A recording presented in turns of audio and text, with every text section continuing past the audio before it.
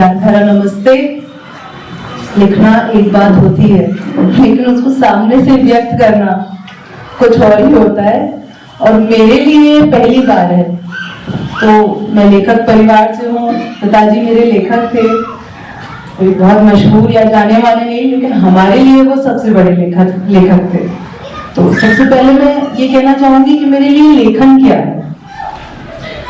समुद्र मंथन से जैसे अमृत निकलता है ना, ठीक उसी तरह लेखक के मन से जब एक टीस उठती है, तब कहीं एक अनमोल पंक्ति निकल कर आती है। दिमाग को थोड़ा सा विश्राम दीजिए, कभी अंतर्मन को आहट कीजिए। इतनी खूबसूरत पंक्तियां निकल के आएंगी ना कि जिन्हें आप बाद में पढ़कर खुद ही कहेंगे, क्या ये मैंने लिखी है? आप लोगों के साथ होता है ऐसा? मेरे साथ तो होता है। लिख लेती हूँ, कुछ कर लेती हूँ, बाद में खुद ही पढ़ती हूँ तो लगता है अरे ये इतना भारी भरकम वर्ड मैं ही लेके आई हूँ, क्या ये मेरे वर्ड्स हैं? लेखन मन की अभिव्यक्ति है, दिमाग की उपज नहीं। हम सोचते हैं हम दिमाग से लिखते हैं, दिमाग से नहीं लिखते हैं, पता नहीं वो मन में आता है और वो अभिव्यक्त हो जाता है। लेखन भावनाओं का बहाव है, कुछ नपे तुले अक्षरों का समूह नहीं।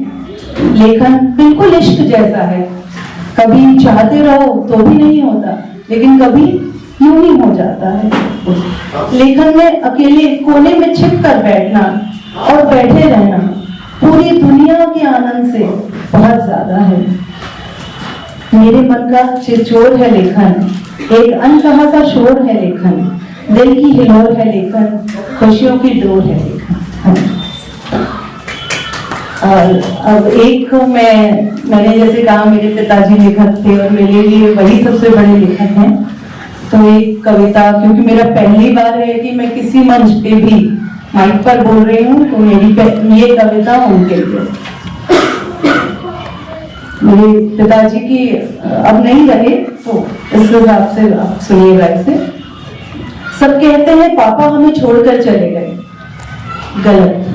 पापा कहीं नहीं जाते, वे हमारे साथ ही रहते हैं वे हमारे आदर्शों में, मिलते हैं पुरानी डायरी के पन्नों में। कभी दिखते हैं हमारे संस्कारों में, तो कभी हमारे शब्द ही उनकी गरिमा होते हैं। पापा कहीं नहीं जाते, वे हमारे साथ ही रहते हैं। कभी बच्चों की परवरिश में नजर आते हैं, कभी नजरअंदाज करने के सलीके में। हमेशा सोचते हैं कि पापा होते तो ये ना होता, या कभी लगता है पापा कभी ऐसा होने ही ना देते। पापा कहीं नहीं जाते, ये हमारे साथ ही रहते हैं।